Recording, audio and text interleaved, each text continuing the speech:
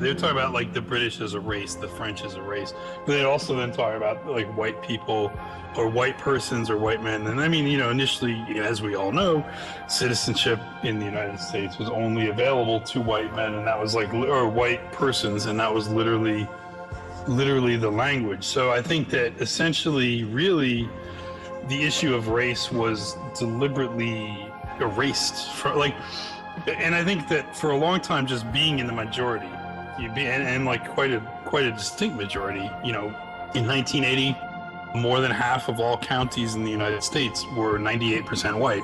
So there were like many people in the country that just never dealt with somebody that wasn't white, like almost their entire life.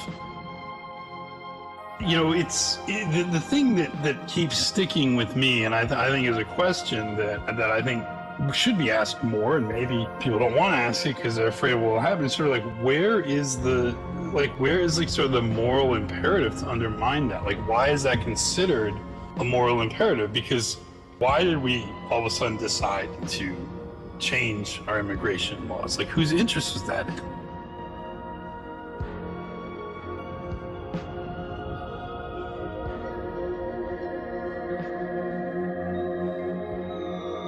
I think that the multiracial society has to be justified.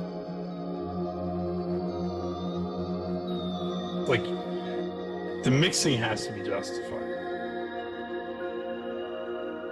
Because, one, we do actually see that there's profound negative effects on people's social and mental well-being. There's conflict, there's violence, there's hatred, really. Like, there's no reason to hate somebody. Like, racial hatred is a direct result of racial diversity. Like, there's no reason to hate a race of people that you've never met, that you don't live in proximity with. The only reason that these things come up is that you'll find that people are always most prejudiced or most racist against like the other ethnic group that they're in the closest proximity to. And then they tend to like not have animosities towards groups that are further away.